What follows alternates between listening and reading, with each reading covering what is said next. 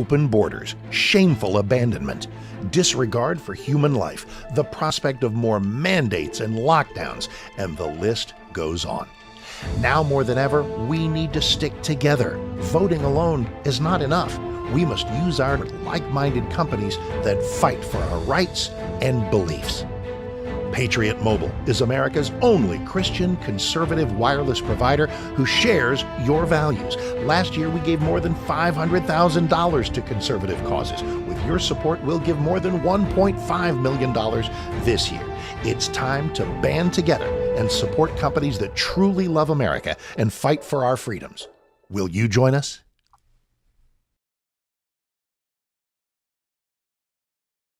This is Kentucky's Voice Radio, covering the latest state and local issues with Tom Fallbush, Bob Scott, and Jim Waters.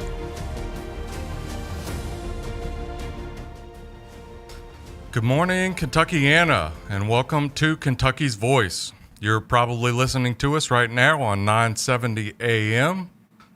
You could also be watching our podcast stream, which is live on Facebook and on YouTube. I also want to promote that we have a broadcast of those podcasts that comes on channel 21 if you have Spectrum TV. Those come on at, I believe, 12:30, 4, and 8 p.m., but make sure you check your TV guide. Also, after these broadcasts are cut up and some of the commercials are moved around a little bit, we do post those on YouTube, so you can just search for the Kentucky's Voice channel either on Facebook or on YouTube, and those YouTube channels will have all of our past videos if you're interested in any of our particular guests or any of the topics that we've discussed. Now, if you have a question or a comment, you can text our phone line. That is at 502-571-0970. I also want to promote that we are a listener-supported program. There's obviously some expenses that are associated with trying to keep this broadcast up and going. That includes maintaining all of those YouTube, Facebook, Instagram, TikTok channels, all the processing, our producers. So if you would like to continue having this option for conservative talk on radio with Kentucky's Voice, you can go to the website kyvoice.org. That's kyvoice.org, and you'll find a link on there that allows you to donate directly. You can also text that text line that we just gave out earlier, 502-741-0970. If you want to text GIVE or if you want to text KY space voice, that will send a link so that you can go on your phone and basically give by following that link. Now, for today's program, I first want to, mention that it is President's Day. President's Day, I don't believe actually is itself a meaningful holiday. However, the date for President's Day was chosen to be directly in between the birthdays of George Washington and Abraham Lincoln. So even though nothing actually happened on this day in history, it's kind of a celebration of all of our past presidents, and we have had many great ones. Certainly George Washington and Abraham Lincoln among the best. So enjoy your day off work. If you are in JCPS, I've been told that apparently the kids got the day off, but the teachers did not. They're actually doing some sort of in-service training today. Another group of people that got the day off are bankers. The stock market is closed today, and our legislators. Now, I don't know what the kids in JCPS, the bankers, and the Wall Street people, and the legislators in Kentucky's General Assembly have in common, but the one thing that I know they have in common is they're off of work today, or they're off of their duties today. So today's show, we're going to be focused in on legislation. So I want to encourage our listeners, not if you're driving right now, but if you aren't driving and you're listening at home, I encourage you to grab a pen and paper. We're going to be going through a lot of legislation today. In particular, we're going to go through all of the Republican-filed constitutional amendments that potentially could appear on the ballot. I think we've got 14 or 15, and we'll very quickly go through all those. And I'll talk about the ones that I think are the most likely to actually be brought up, and some other ideas. There is a chance for legislation to still be filed for the next 2 or 3 weeks and still make it in front of all the legislators and get through.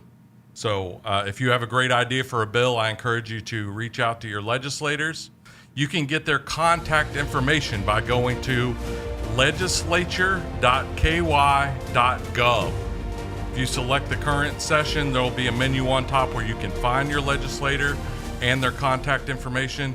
And as we go through this, I'll be discussing what the best ways to lobby your legislator is. Join us after the break when we'll be going through the possible constitutional amendments that might appear on the ballot in the fall.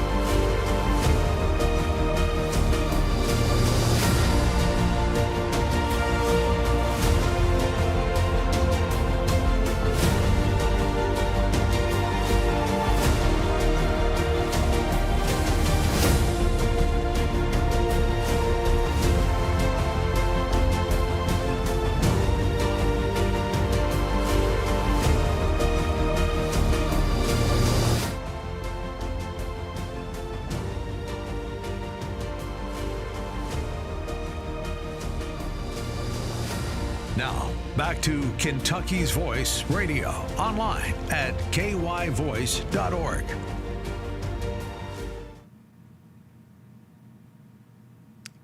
Welcome back to Kentucky's Voice. I'm your special host, Dr. Lance Pearson with the Louisville Tea Party and the Kentucky Liberty Caucus. Today we're going through a lot of the legislation. We're about halfway through the working sessions of the Kentucky General Assembly. So I want you to have an idea of some of the discussions that have been going on there and some of the important pieces of legislation. As you're listening, I hope you're, you can either, if you're not driving right now, you can have a pen and paper and write down any of this legislation that you find is important and lobby your legislator to push that bill. Or if you hate one of these bills, you can lobby them and tell them, do not support this under any circumstance. So if you want to lobby your legislator, you can do that by texting or calling into the legislative hotline. That hotline's number is 1-800-372-7181. That's 1-800-372-7181. They will ask for your name and your address the first time, but every subsequent time that you call in, it's a very quick process. They recognize who you are, and you just tell them, I want this legislator, or sometimes I'll just say, I want you to tell every Republican legislator to support a particular bill number, like HB 101, for example. The person that's on the other end of that line, and you will get a real person, you can call during normal working hours. And what they will do is they will enter that information, whether you support a particular bill or oppose it. They will write down that information on what I think they call these green sheets. And the totals of all the people that called in and said, I want you to support this or I want you to oppose it, they tally those things and they send them off to the legislators. So the legislators will get that tally and it will say 78 people called in and said, I love this piece of legislation, and only 4 of them called in and said, I hate it. That gives the legislators a very quick summary of what bill people are really talking about, which things are hot and they want to have pushed, or which are really horrible ideas they need to squash. You can also go to legislature.ky.gov, and in the top there's a menu system. Pull down your legislator and find your legislator, and you can directly email them at that email. Many of the legislators, that's their preferred mode of communication. They will read your emails and give you a quick reply back. Now, keep in mind, they often get a lot of form letters, so don't expect a reply to every one of those, but a lot of our legislators are very responsive. Okay, that's enough intro. Again, we're going to first go through constitutional amendments. I think there have been 17 constitutional amendments, a few of which are very similar to one another, but 17 filed by Republicans. Don't even worry about a constitutional amendment that's filed by a Democrat. The Republicans have 80% majorities in both the House and the Senate, so nothing that gets filed at a constitutional amendment level by a Democrat has any chance. So just focus in on the Republicans. So here are some of the constitutional amendments that have been proposed. I'm going to go through them. If you think there's a great ideas, let us know. You can text in to 502-571-0970 and let us know your thoughts. But be sure to reach out to your legislators. The first idea for a constitutional amendment, and in fact, the first 8 or so of these are all related to taxes. If you're a Republican, it's very popular to say that you want to cut taxes, and especially to file a constitutional amendment that says you can't raise taxes or you have to lower taxes. So this is a very popular topic for people to file constitutional amendments on. The reality is only 4 total amendments at most can appear on a ballot. So only 4 of all of these bills could potentially be on the ballot. I wouldn't be surprised if there are no more than 1 or 2 this cycle. Okay, the first of these bills I want to talk about is HB 74, which was filed by a guy that we've had on the program before, TJ Roberts. This is, and the first 7 or so of these are all related to taxation, but they do different things. This is possibly the most radical, but the most imaginative one that I really like. And what it does is, if any governmental agency in the state, whether that be the state legislature, your local school board, your local fiscal court, or Metro Council wants to raise taxes, they have a set amount that they are allowed to raise taxes by, and that is basically pegged to inflation and population growth. If those two things set an upper limit to what the taxes that you are assessed can be assessed at, if they want to raise taxes more than that, or if they want to introduce a new tax, or they want to extend a current tax to more years than it's currently allowed for, they would have to actually get that passed on the ballot. So that's the concept behind this, is it would make it a constitutional requirement that any change to your taxes that raises it above current taxes plus inflation plus population growth would have to actually be on the ballot so everyone can vote on it. I don't expect that's going to get on the ballot this time, but it is a novel idea and one that would radically transform the way that your taxes change. All right. The next one that I want to talk about is also by TJ Roberts. What it does is it takes 2 of your biggest expenses as far as property tax go, and that's your primary residence and the tax that you have to pay on your primary vehicle. So 1 car and 1 house, whichever one you live in, whichever one you drive the most, and it removes those from the ability to be assessed property taxes. That goes for everybody across the whole state. Again, that's a little more radical than I get the feeling that the legislature wants to be, but it's a great idea, I think, and it's one that is universal. There's no age requirements and nothing else. You get those 2 things that get exempted from property tax, and everything else, that's the only thing that any of these local districts or the state legislature can assess property taxes on. All right. The next one of these bills that I want to talk, and that was HB 75. The first bill that we talked about was HB 74. The next bill I want to talk about related to taxation is SB 169. This one was sponsored by Aaron Reed, again, a guest we've had on the program several times. It takes the same idea that you get your primary car and your primary residence, but what it says is if you are a disabled veteran, 100% disabled veteran, or the surviving spouse of a veteran who was killed in action, those 2 things are exempted from property tax. So you can have your primary residence and up to 100 acres attached to that primary residence, or your primary car. And if you are a disabled veteran or the surviving spouse of a veteran that was killed in action, you don't have to pay property tax on those 2 things for the rest of your life. Again, it's much more limited. It doesn't apply to everyone, just people in that particular circumstance.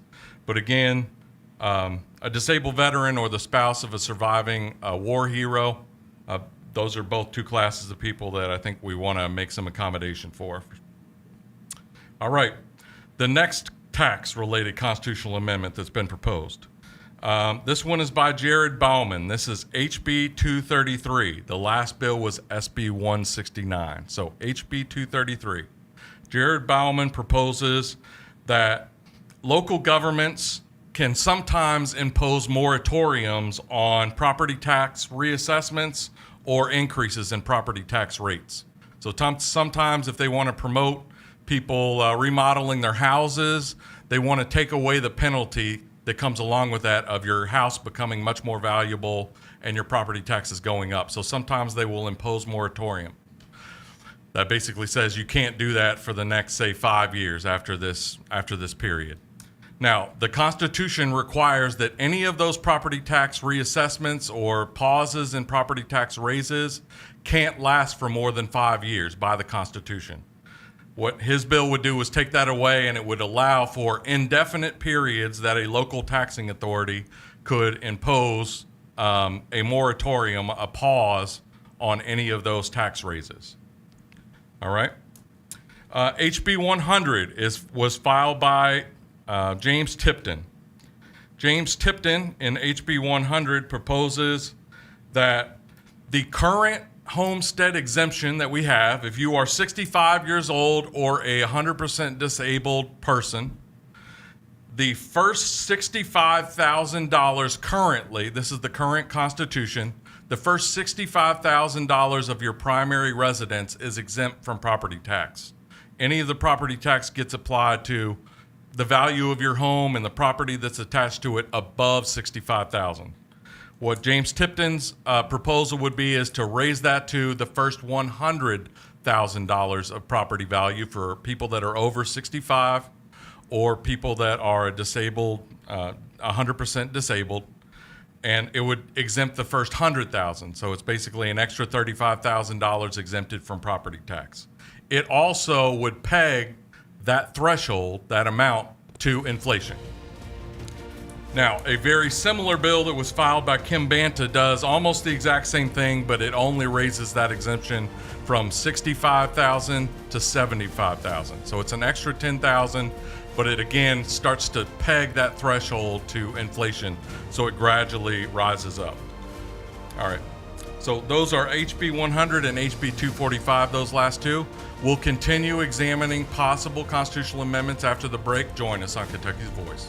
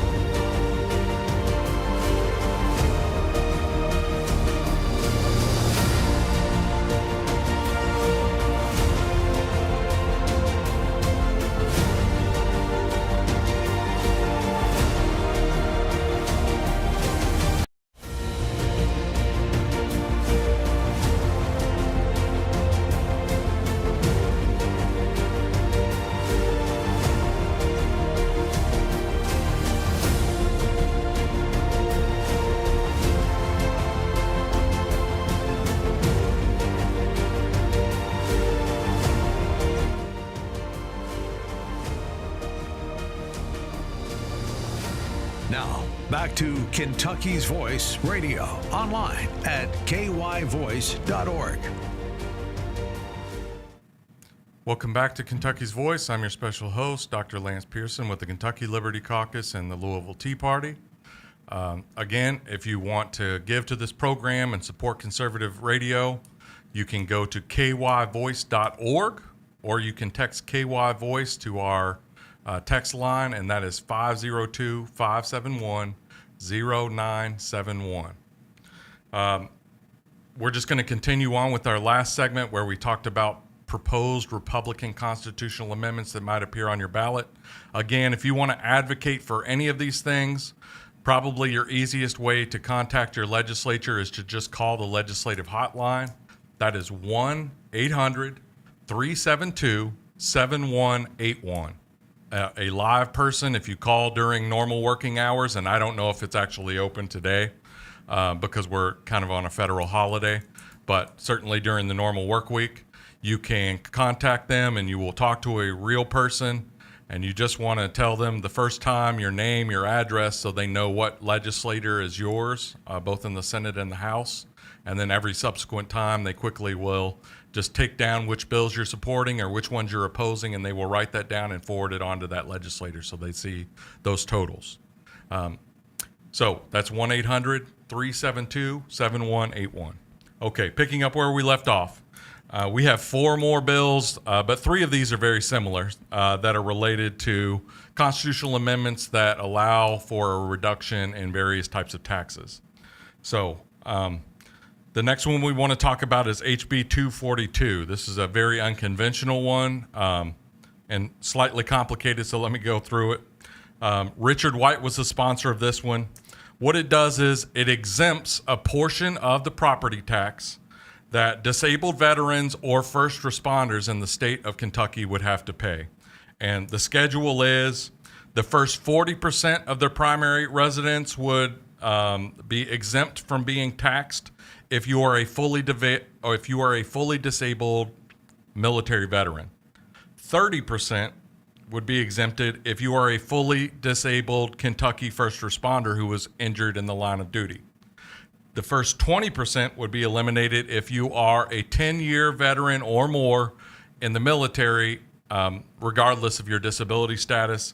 And the first 10% of your permanent residence would be exempted if you are a Kentucky first responder for at least 10 years. Okay, it's a little complicated, and as a result, I doubt that they will forward that on. Usually the constitutional amendments that get passed are ones that are very easy to understand quickly when they see it on the ballot. All right, these last 3 amendments are all essentially identical. Those are SB 51, HB 132, and HB 235. The most likely of these to actually make it on the ballot, and I do think this is likely to get on the ballot, is SB 51. So if you want to promote this, call in and tell them you want everyone to support SB 51. This was sponsored by Michael Nemus. The House sponsors were Wade Williams and also Jared Ballman. But what it does is if you are over 65 years of age, or if you are a disabled veteran, fully disabled veteran, what it does is it freezes the property tax assessment at the time that you turn 65 or the first time that you bought that house if it's after you were 65. So if you buy that permanent residence after you're 65, it would freeze your property value for assessment purposes at that point. Now, why is this more likely? Because it doesn't put as big a financial dent in local tax authorities like your school district. Most of the opposition to these restrictions and property taxes are your school boards, because that's where they get most of their money. They get 30-40% of their funding from the state, and they get the rest of it through local taxes, and that's mostly property tax. So if we're cutting property tax really severely, it puts a big dent in a lot of these public school budgets, and there tends to be a lot of opposition to that. This is more minor. It just says whatever the value of that property is when you bought it after 65 or when you turned 65, that's frozen for the rest of your life when you might be on a fixed income. Now, I would love for it to be tweaked just a little bit. Let's keep in mind that, for example, a billionaire like Donald Trump, he's over 65 too, so I don't want his primary residence to be exempt from property taxes on that. So there might need to be a little means testing added to that, but the overall idea I generally like, and some version of this probably will wind up on the ballot. Okay, some other constitutional amendments that aren't related to taxes. SB 10 has been filed several times by Chris McDaniel, who is a very influential senator. What this would do is it would take away the governor's ability to pardon people for 60 days prior to any election. So whenever the governor is coming up for election, he's not able to squeeze in a bunch of pardons. He would have to do all of those pardons at least 60 days before that election and before he leaves office, so that everyone, when they go to the ballot, they know that this guy pardoned a bunch of slimy people, which often happens, and there's been controversies from both parties of the type of people that get pardoned. So I actually would like for them to take a look at whether or not we even need the governor's pardon. I'm not sure that that's a great idea. But anyway, this smaller change is SB 10. All right. The next one, the next two of these are related to people that would be entitled to vote.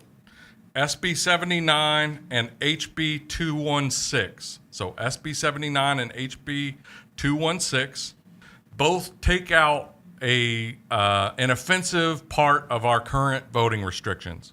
Our current Constitution states that people that are idiots or insane are not allowed to vote in the state of Kentucky. Lots of votes about party affiliation and both of those things are thrown about. This section of the Constitution actually was changed and voted for favorably. So we did change the Constitution, this exact section, and did not modify this last time. That's the biggest reason I don't think this will change. It's mostly PC. All this would just take out the words idiots and insane and say if you've been adjudicated by a court to not be competent to vote. All right, so those are SB 79 and HB 216. I think they're generally good ideas. I just don't think they make enough change in the law that they're going to want to put that on the ballot. All right, SB 80 is the next one we want to talk about. This was proposed by Jimmy Higdon. What it does is it weakens the restrictions on felons being able to vote in the state of Kentucky. Right now, if you are a felon, you are not able to vote in elections in the state of Kentucky unless the governor pardons you, basically. If the governor restores your right to vote after you get out of prison and you serve your time and you were a convicted felon, the governor has to basically restore that right. What this would do is it changes it from all felonies barring you from voting to only very serious felonies, which would include treason, violent felonies, election-related felonies, or criminal offenses against a child. Now, what those criminal offenses against a child mean, obviously that's going to include, child trafficking or sexual abuse, but I have a little bit of question about, what those criminal offenses might be. But that's SB 80 if you're interested in that bill. HB 259. What this does is and there's a very similar bill that was filed by John Hodgson, so either of these bills, HB 259 and HB 441, what they would do is they would require a person to be a citizen of the United States in order to hold elected office. I think the better of these two bills is probably HB 441, and the specifics are, if you want to be elected to government at any level in the state of Kentucky, you need to have been a citizen for at least 18 years prior to your election or appointment. The other one is very specific about which offices that you hold. And both of these bills would also add the restriction that you are not allowed to be a citizen of any other country if you want to run for these elected office or be appointed to these offices. All right. HB 288 imposes term limits on the state legislature. In particular, Kim Banta's bill says that you can't be elected more than 4 times to the Kentucky Senate or 6 times to the Kentucky House.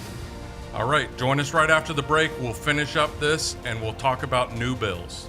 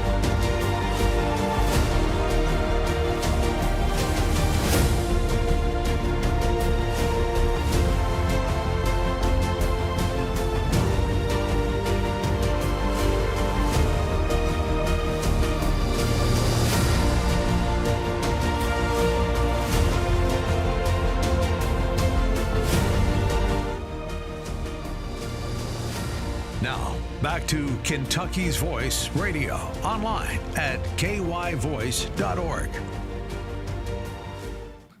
Welcome back to Kentucky's Voice. I'm your special host, Dr. Lance Pearson with the Kentucky Liberty Caucus and also the Louisville Tea Party.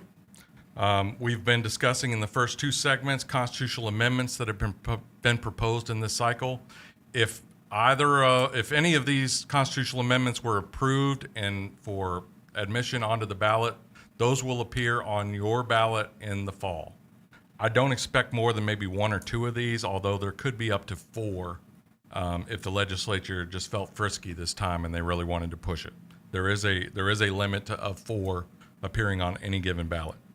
So the last one of those that we talked about right before the break was HB 288 that put in term limits on the Kentucky legislature. A Kentucky senator, which normally serves 4-year terms, unlike U.S. Senate, which is 6 years. Kentucky Senate members serve 4-year terms. They cannot serve for more than 4 of those for a total of 16 years. And Kentucky House members cannot serve for more than 6 terms. Each of those are 2 years, so that would be a total of 12 years.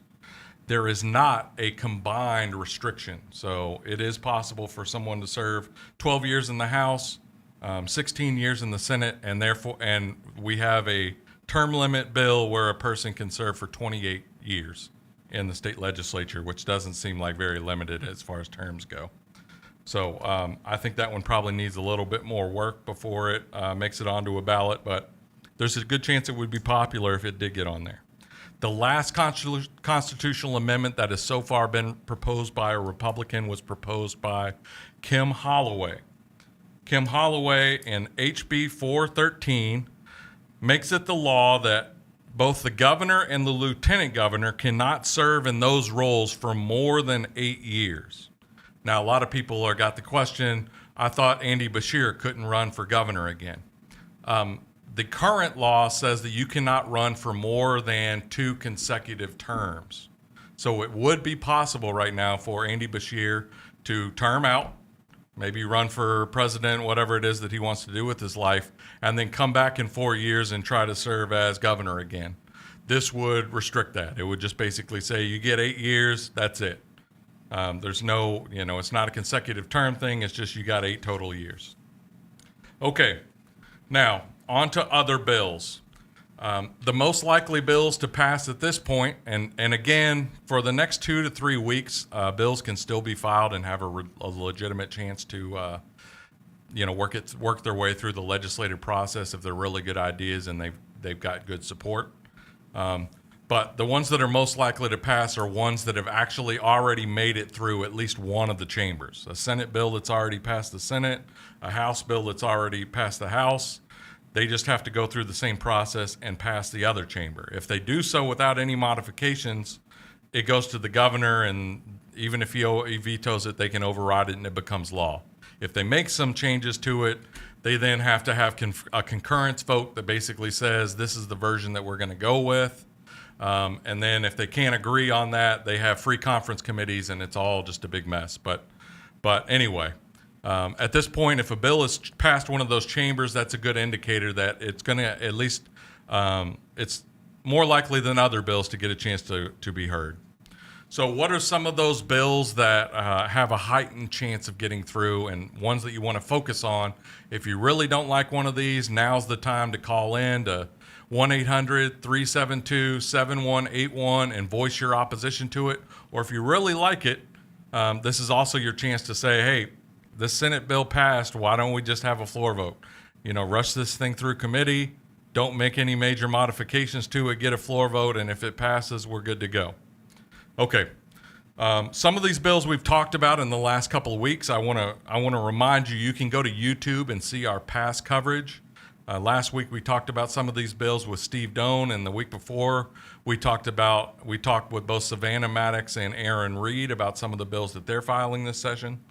One of those that Aaron Reed has gotten through the Senate already is SB 7, which was allowing counties to offer driver's licenses. So rather than sticking with the regional offices, I think we have 34, maybe 30, as many as 38 regional offices where you can get your driver's license renewed or get a new license, get a real ID, or at least fill out the application so your real ID can be processed. All of those things right now, you have to do it at a regional site with long lines and often, long delays to even get your appointment. When you get there, it can be hours. That would allow counties to offer this, much like the old system. So that's SB7. If you really support that, make sure you call in and you tell all the Republican House members to vote for SB7. Okay. Another one that we talked about was Savannah and Aaron Reed 2 weeks ago. Again, find that broadcast on Kentucky's Voice channel on YouTube. Is HB 312. What this would do is adults who are between the ages of 18 and 20 inclusive, so 18, 19, and 20-year-olds, currently can open carry firearms, but they cannot concealed carry firearms in the state of Kentucky.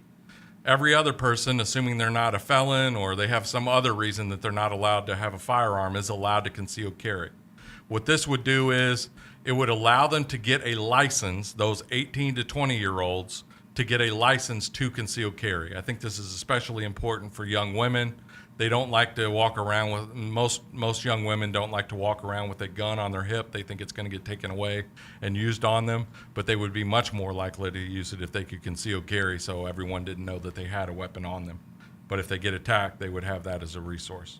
So that's HB 312. It's not a perfect bill, but it is a step forward, and so I support that legislation myself. I think there's a decent chance it passes this time.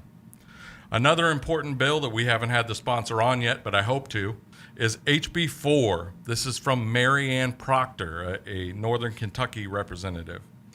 HB 4 is an act related to grooming. If people don't know, maybe some of our listeners are a little older, they haven't heard this terminology, but grooming is basically having an underage person and someone that is older basically psychologically manipulates that person to, in hopes of eventually having some sort of intimate relationship or sexual relationship with that younger person. So, in some of the most egregious examples, a teacher at the school starts making inappropriate text messages or comments to a child that's on their sports team or in their class, and even though they don't say anything that is directly sexually assaulting them, they are preparing that person so that once they turn 18 or 19, they can form a sexual relationship with that. That's called grooming, and so that piece of legislation has gone through several versions already, and it may go through some more modification,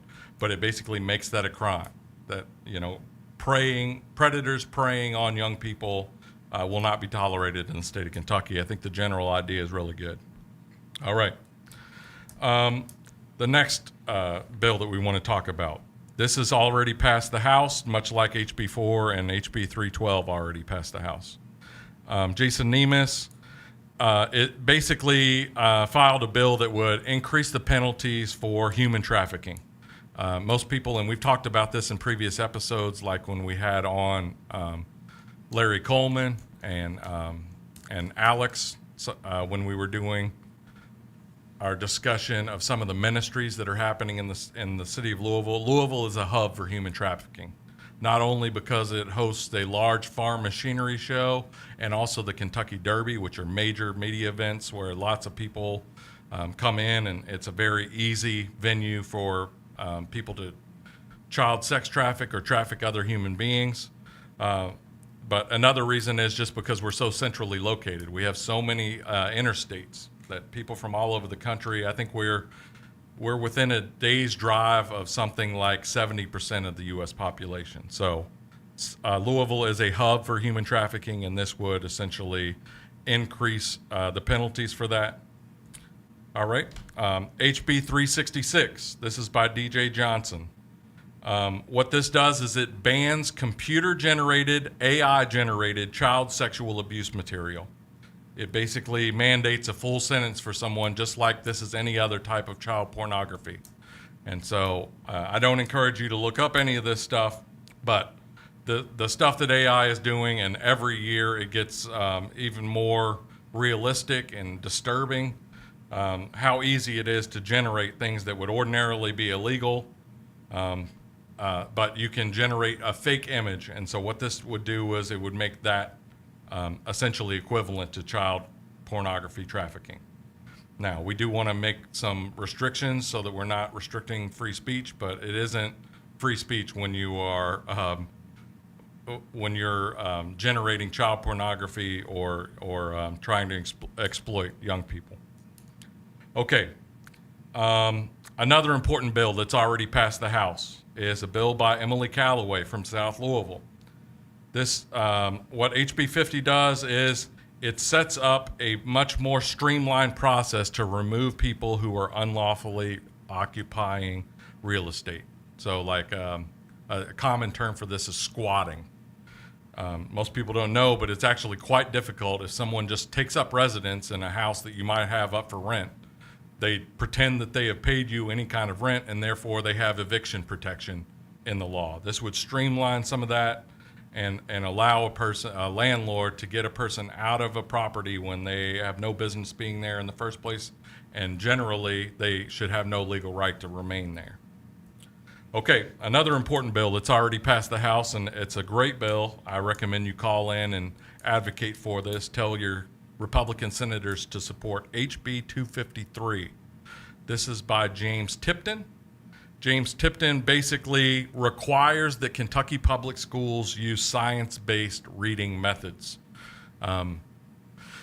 Not to get too far into the weeds, but over the last 20 years, there's been a kind of a fad movement in trying to teach language and reading using something called 3Qing rather than something more traditional like phonics. And what has generally been found is that phonics education that has fallen out of favor is actually much more effective. So this would require, teaching of the more science-based reading methods, and it would also mandate dyslexia screening for children that are having a hard time learning to read. That's HB 253. So those are some of the bills that have come through already. Let me try to introduce one more just before we get into the break, and that's a bill by Bill Wesley, HB 214. What this does is it provides funding for the building of ramps for disabled veterans. So a disabled veteran can get a grant from the state government in order to build a ramp that allows them to get in and out of their house more effectively, or even in and out of their vehicle.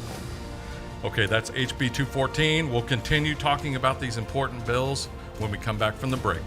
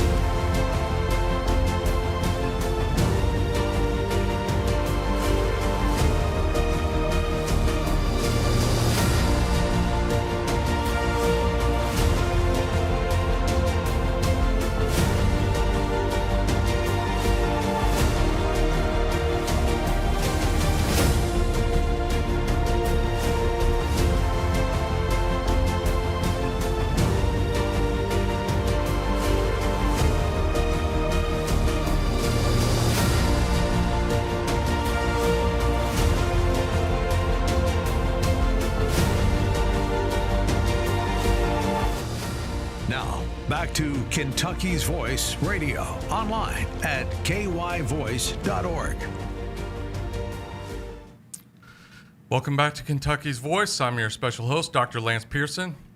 Today we've been talking about constitutional amendments and bills that have already passed at least one chamber of the Kentucky legislature. If you are interested in advocating for any of the bills that you've heard about, you can call 1-800-372-7181. That's the legislative hotline. I'm not sure if they're open today, but they certainly will be open tomorrow during normal business hours, and you can advocate for any of these bills. Just say, I support it, and I want every Republican House member or Senate member to also support it, or the opposite. I don't want this to be passed no matter what, and so don't pass it. All right. We'll continue on talking about some of the bills that are the most likely to get through a second chamber because they've already gotten through one pretty early in the process. One of those is HB 508. This is by Representative Koch, K-O-C-H. What this does is there is a cottage industry of people who try to facilitate veterans' benefits for, perhaps veterans who are disabled, or I think a very similar concept happens with Social Security fraud. So what this does is it puts the language into law that caps the fees that some of these middlemen charge. It also mandates that they disclose that they are a middleman and in no way affiliated with the government when they're trying to facilitate any of these services. Now, some of these services are reputable, but a lot of them are scammers and people that charge huge fees to people that don't really know what they're signing up to. The population is frequently disabled and often elderly, and so this keeps them from being taken advantage of. That's HB 508. HB 84 got some publicity. This is from TJ Roberts again. What this does is it requires legal liability for local governments whenever there is riot damage. I know in Louisville we had this example with, some of the Black Lives Matters protests where there was destruction of public property, and people were very skeptical of the city of Louisville's response and willingness to try to stop that. All those business owners basically, if their liability insurance didn't cover it, they drove them out of business. And so this makes local governments legally responsible if they don't actually make a very good attempt to try to stop riot damage. That's HB 84. HB 176. Many people who have gone in for medical procedures often know that they have to have insurance pre-approval. That basically they have to call their insurance, or the doctor has to call the insurance and clear a procedure that it's going to be covered. This is by Representative Mosier. What this does is it essentially requires some of the most common of these sorts of procedures to not require that pre-approval. A lot of people get caught up in all the phone calls, and the doctors didn't make a phone call, and therefore they got to haggle with their insurance company. This streamlines that process a little bit. HB 103 has gotten a lot of publicity. This is by Mark Hart. What it does is it allows local municipalities or county water systems to make fluorination of the water supply optional. It doesn't mandate that they don't put fluorine in to the water supply. It allows each community to decide for itself. Right now, it is required that fluorine be added to the water supply. Now, the two sides of that, one is fluorine has shown to have detrimental effects to things like children's IQ if children consume too much of it. On the other side, there's a lot of people that say the presence of that fluorine reduces dental issues. And so in the long term, we actually save money by having fluorine in that water supply on better dental health outcomes. All right. The next bill we want to talk about is HB 264. This is a bill related to theft by deception. And there was just a special on Spectrum News. And again, this will be rebroadcast if you have Spectrum TV on channel 21 at 12:30, 4, and 8 p.m. tonight. But what this does, and I just watched a segment on Spectrum News about Facebook marketplace ads relating to real estate or rental property. Basically, scammers are taking real ad listings from other sites, dropping the price down to unreasonably low levels and pretending that they have that house, and then collecting the person like an upfront fee to go visit the house. It's just basically scamming. So what this would do is make any of those things like fraudulent real estate ads on Facebook, it would make that a criminal offense. And I think it already is, but this basically just strengthens the legal penalties behind that. All right. HB 306 by Michael Meredith. HB 306 relates to criminal trespass. It basically makes it a criminal offense to disrupt or trespass at a workplace, especially when that happens multiple times. So the first time you show up to work, you're disruptive and you get asked to leave. If you don't do that, you're already, pushing it. But if you do that multiple times, it escalates that to where that is a criminal offense. All right, and the last one that we're going to talk about in this section, keep in mind this is a small sampling. The Senate, I believe, has gotten 42 bills all the way through their side of the process, and the House has gotten somewhere around 62. So they have been somewhat busy. They could always be more busy, in my humble opinion. Early in the session, they tend to push a lot of the workload towards the very end of the session, where there's less public scrutiny and less ability for people to have input about what they actually want. But that's a discussion for another day. SB 1 is an act relating to education. It does a lot of things. One thing that it does is it overhauls SEEK funding. So that's basically scholarship funding for good performance in high school to go on to college. But it also has some very Louisville and JCPS specific language. The first 2 pages of the bill, in fact, are justifications for why it should be legal to treat JCPS as a special entity. I'm not sure how the court system is going to treat that argument this time, but it essentially is a way to increase oversight and change the way that the school board controls the Jefferson County public school system. All right, that's SB 1. Now, on to a couple bills that have not yet made it through either house yet. That doesn't mean that they won't, however. Again, for the next 2 weeks, maybe 2.5 weeks, there is a reasonable chance that a bill can still be filed and work its way all the way through the process, especially if it's a great idea and has good support. So don't think that just because that bill hasn't gotten through the initial chamber that it was filed with, the House or the Senate, that it will never become law. Laws every single year pass that have not yet been filed at this point in the calendar. Okay, a couple of really good ideas. HB 78. This is by T.J. Roberts. What it does is it shields gun manufacturers and sellers from lawsuits over misuse by third parties. Now, there are some federal restrictions on this type of lawsuit, but they are gun manufacturers. Obviously, if a person has malicious intent, even doing the most due diligence that you can, it's possible that someone will use that gun to do nefarious things. The manufacturer or the seller, as long as they are making reasonable attempts to avoid a tragedy, should not be held legally liable, nor these extremely expensive lawsuits that often come with this. Passing this legislation would remove the ability for third parties to sue over that sort of activity, and it would encourage gun manufacturers or distributors to relocate to Kentucky and hopefully help our economy. We talked with Savannah Maddox about HB 312. HB 312, actually, I think I spoke about this earlier. That's the bill that allows for concealed carry with a permit and training for 18 to 20-year-olds. Good legislation. Okay, the next bill, HB 101, and this needs a lot of people to call in and support. HB 101 by James Tipton.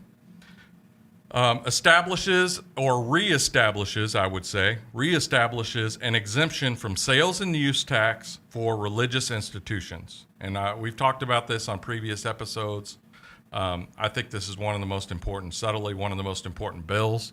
About 4 years ago, the state legislature imposed a requirement that religious organizations charge if they are selling goods and services as part of their ministry. And so some examples of that I'm sure you have encountered is Catholic churches during Lent who have fish fries on Friday. Technically, they are supposed to be paying state sales tax on all of those sales. And it adds a logistical nightmare and burden for an organization that isn't really, that isn't their main ministry, is making money off of these fish fries. They're doing it as part of their religious observance. About 4 years ago, they imposed that, and what it really did is it made all of these religious or not all of them, but many of these religious organizations into tax cheats because they're not filing all of the taxes that they would normally be required to. The amount of money that the state is actually taking in off of this is marginal right now.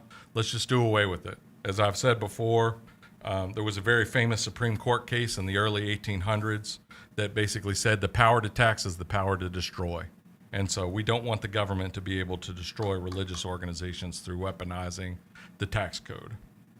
All right, HB 47, this is an act related to federal immigration law enforcement. It basically mandates that that local municipalities honor ICE detainers. So if a person has committed a crime in your jurisdiction, once they have finished serving whatever time they have or they are being held, they need to check with ICE to see if there is a detainer that person needs to be deported, and then relay that information so ICE can capture that person.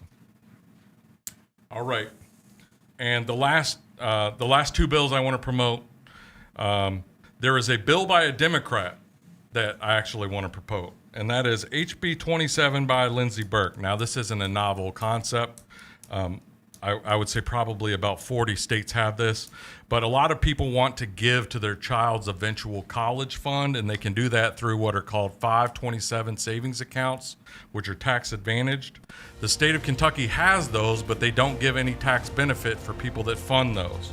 So most states will allow you to write off a portion of the amount you give to those accounts.